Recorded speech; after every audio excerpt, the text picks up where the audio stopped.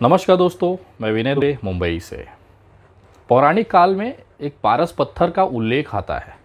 हमारे हिंदू धर्म के ग्रंथों में, हमारे सनातन धर्मों में ग्रंथों में एक पत्थर है, पारस पत्थर, जिसका जिक्र हमेशा आता रहा है कि वो चीज़ अगर किसी को छू दे, पारस पत्थर अगर किसी को छू दे, किसी सामान को, वस्तु को या लोहे को, तो वो सोना हो जाता था।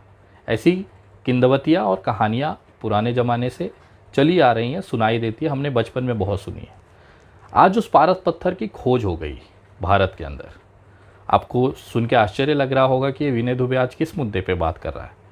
जी हाँ, मैं एकदम सही मुद्दे पे हूँ और ये जानकारी आप लोगों को बताना बहुत ज़रूरी था। कल शाम मैं बैठा हुआ था तो ये पारस पत्थर का मुझे ख्याल आया। आज भारत के अंदर वो पारस पत्थर का नाम है मुसलमान। उस पारस पत्थर का नाम है इस्लाम, कुरान। जी हाँ, ये एक ऐसी चीज़ें हैं, मुसलमान एक ऐसी चीज़ हो गई है कि जो भी इस चीज़ को करीब जाएगा, जो भी इस चीज़ से उलझेगा, वो सोना हो जा रहा है। आपने देखा होगा गोधरा दंगों में जिस तरह से मुसलमानों का कत्ले आम किया गया, उसके बाद एक मुख्यमंत्री सीधे देश का प्रधानमंत्री हो जाता है, नरेंद्र दामोदर दास मोदी। जिस पार्टी में नरेंद्र दामोदर दास मोदी जी हैं, उस पार्टी का शायद ही कोई बंदा होगा जो इस मुसलमान शब्द से अछूता होगा, इस्लाम से अछूता होगा या कुरान से अछूता होगा। क्योंकि इनके लिए कुरान, इस्लाम और मुसलमान ऑक्सीजन से कम नहीं है। जिस तरह से हम ऑक्सीजन अंदर लेते हैं तो हम जिंदा रहते हैं, उसी तरह से देश में एक बड़ा तबका है जो बिना मुसलमानों के नाम लिए ज़िंदा रह ही नहीं सकता। और ये कौम इतनी सब्र और बरकत देती है कि एक रोड छाप गुंडा भी लोगों का हीरो बन जाता है। जिस तरह से कल दिल्ली में एक अपराधी जो इतना डरपोक था कि अपना घर बार छोड़कर भाग गया था, पहले सेशन कोर्ट में उसकी ज़मानत खारिज हुई, फिर हाई कोर्ट में मुंह के बल गिरा और वहाँ पर ज़मानत खारिज हुई। ये बंदे को लोगों ने कंधे पर बैठाकर पुलिस स्टेशन पहुँचाया। इतनी खूबसूरत तस्वीर भारत में हो ही नहीं सकती। लेकिन पता है वो आदमी को आखिर जेल क्यों जाना पड़ा? उसके पीछे भी एक शब्द था, मुसलमान। वहाँ पे जो नारे लगे थे वो किसके लिए लगे थे? मुसलमान। आज देश में एक बड़ा तबका मुसलमानों के नाम पर जिंदा है, उनकी भीख पे पल रहा है। अगर वो व्यक्ति मुसलमानों को गालियाँ ना दें, मुसलमानों को अपशब्द न कहें, तो शायद ही कोई कुत्ता, सड़क चलता हुआ खुजली वाला कुत्ता, इनको इज्जत दे। इन्होंने अपने लिए ज़िंदगी भर काम किया, लेकिन वो शोहरत, वो हैसियत हासिल न कर पाई। लेकिन जैसे ही उन्होंने मुसलमान शब्द का इस्तेमाल करना शुरू किया, वो आज हीरो बनकर घूम रहे हैं। बाकी सब तो छोड़ दीजिए, एक इंसान जो विदेशों में पढ़ाई किया, जो अच्छे संपन्न परिवार से है, इस्लाम ने उसे भी सन्यासी बनने पर मजबूर कर दिया।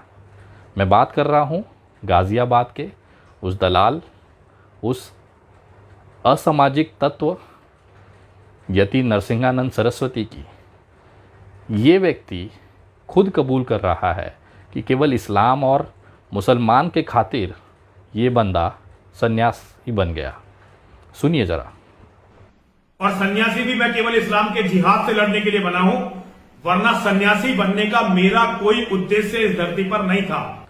ये तो ताकत है भारत में इस्लाम, कुरान और मुसलमानों की, कि जो भी व्यक्ति मुसलमानों को या तो गरिया दे या उनके साथ हो जाए, वो हीरा हो जाता है, सोना बन जाता है। जैसे पारस पत्थर होता है कि इस कौम को अगर आपने छू दिया तो आप हीरा बन जाओगे, सोना बन जाओगे। और यही शॉर्टकट आज पूरे देश में देखा जा रहा है। चूड़ी वाले के साथ मारपीट होना, चाहे कचरे वाले के साथ मारपीट होना, चाहे पानी पूरी वाले के साथ मारपीट होना, चाहे एक मसाला डोसा बनाने वाले दुकान पे एक छोटा सा कारीगर, सोचिए, एक छोटा सा कारीगर जिसकी 150, 200, 400 रुपए की दिन की कमाई होती है, वो मुसलमान होने के नाते एक ग्रुप को लगातार मीडिया में चर्चा में बना देता है। ये तो ताकत है मुसलमान और इस्लाम की, कि एक अदना सा इस्लामिक मुसलमान व्यक्ति उन हिंदू नेताओं को चमका देता है जो अपनी पूरी ज़िंदगी अपना पिछवाड़ा रगड़ देते हैं, लेकिन गली के बाहर उनकी कोई औकात नहीं होती। लेकिन जैसे ही वो किसी मुसलमान को छू देते हैं, वो राष्ट्रीय चेहरा बन जाते हैं, हीरो बन जाते हैं। दिल्ली में जिस तरह से कल एक अपराधी को कंधे पे बिठा के घुमाया गया, वो कहीं ना कहीं उसके पीछे एक मुसलमान का ही हाथ है। वो मुसलमान का नाम लेता है, उनको गालियां देता है। आज वो सोना हो चुका है। आपको पता है उमर खालिद भाई जेल में क्यों हैं? क्योंकि वो मुसलमान है। ऐसे तमाम लोग आज जेलों में बंद हैं क्योंकि वो मुसलमान है। कहीं ना कहीं ये इस्लाम और मुसलमान की ताकत दिखाती है इस देश के अंदर, इस भारत के अंदर। उनकी सुंदरता और उनकी सब्र दिखाती है। कितना सब झेलने के बाद भी ये कौम कभी शिकायत नहीं करती है, क्योंकि इनके कुरान में लिखा है कि सब्र रखिए, ऊपर वाला फैसला करेगा। तो कहीं ना कहीं मैं सलाम करता हूँ, सैल्यूट करता हूँ इस्लाम के मानने वालों को, हमारे देश के मुसलमानों को, कि आपकी फेंकी हुई भीख के टुकड़े पर आज इतने सारे लोग पल रहे हैं। अगर आप नहीं होते तो शायद इनको गली का कुत्ता भी न पहचान रहा होता। एक अदना सा ठेले वाला, एक अदना सा पानी पूरी वाला भी कुछ लोगों को चमका कर हीरा बना देता है, सोना बना देता है। ये तो आप मुसलमानों की ताकत है।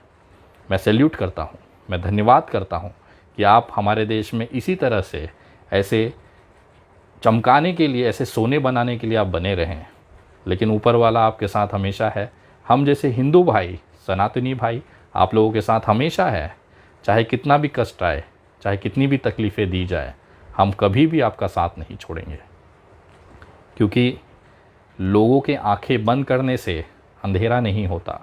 और ये जो चीज़ें लोग आज मुसलमानों को मारपीट कर रहे हैं, लिंचिंग कर रहे हैं, उनको गालियां दे रहे हैं, इसका फ़ैसला बहुत जल्द ऊपर वाला करेगा। क्योंकि इनके नहीं चाहने से सूर्योदय नहीं होगा, ऐसा नहीं है। आज अंधेरा है, भोर हो चुकी है, अगले कुछ पलों में सूर्योदय होगा। ये चाहे कितना भी अपना पिछवाड़ा रगड़ लें, ये भारत में सूर्योदय होने से नहीं रोक सकते।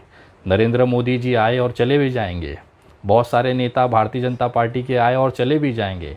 ये देश चलता रहेगा, बिना नरेंद्र मोदी के भी चलता रहेगा, बिना योगी आदित्यनाथ के भी चलता रहेगा, बिना उद्धव ठाकरे के भी चलता रहेगा, बिना ममता बनर्जी के भी चलता रहेगा। ये देश हमेशा चलता रहेगा। और जिन लोगों को लगता है कि बिना नरेंद्र मोदी या बिना अमित शाह के देश चलना नामुमकिन है, तो कृपया इसी समय नरेंद्र मोदी जी की धर्मपत्नी को देख लीजिए। बेचारी 40 साल से सकुशल अपनी ज़िंदगी जी रही है। तो ऐसा भ्रम अगर ये पाल के बैठे हैं कि बिना मोदी के देश ना चलेगा, तो उनकी पत्नी को देखकर आप ज़रा सीखिए। ये समय है, बदलेगा ज़रूर। और इस्लाम, मुसलमान और कुरान को ख़त्म करने वाले कितने ही आए और चले गए। मैं धन्यवाद करता हूँ, सल्यूट करता हूँ मुसलमानों के उस सब्र को, जिन्होंने अपने इस्लाम में, अपने कुरान की उसकी नियमों को उन्होंने पाला है और अपने अंदर सब्र रखा है। ऊपर वाले पे यकीन रखिए, अल्लाह पर यकीन रखिए, प्रभु श्री राम पे यकीन रखिए, क्योंकि कण कण में ये बसते हैं और कभी भी गलत नहीं होने देंगे। इनकी लाठी में कभी भी आवाज़ नहीं होती। सबका फल यहीं पे मिलेगा। जिस तरह से बाबरी मस्जिद के शहीद करी गई, आज देखिए लाल कृष्ण आडवाणी की क्या हालत है। मैं भगवान से दुआ करूँगा हमेशा नरेंद्र मोदी जी को भगवान लंबी उम्र दे, ताकि वो अपने आँखों से इस देश में जो नफ़रत इन्होंने बोया है उसकी खेप समाप्त होते और अपनी दुर्गति होते वो ज़रूर देखे, जैसे लाल कृष्ण आडवाणी देख रहे हैं। भगवान आप लोगों को लंबी उम्र दे, शतायु बनाए, ये कामना मैं करता हूँ। तमाम मेरे इस्लामिक भाइयों को, मुसलमान भाइयों को विनय दुबे की तरफ से सैल्यूट है, सलाम है। जय हिंद, जय महाराष्ट्र।